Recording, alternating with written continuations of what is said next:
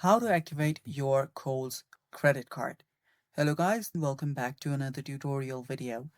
In today's video, I'm going to show you how you can activate Kohl's credit card.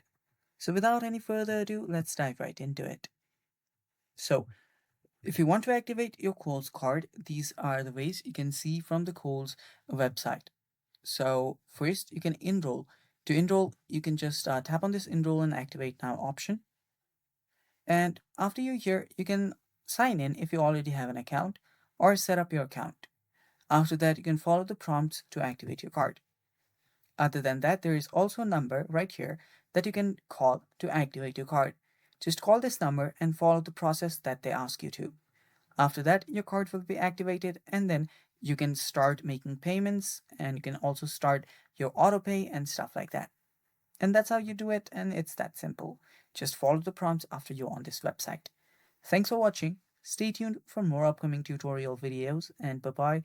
Take care.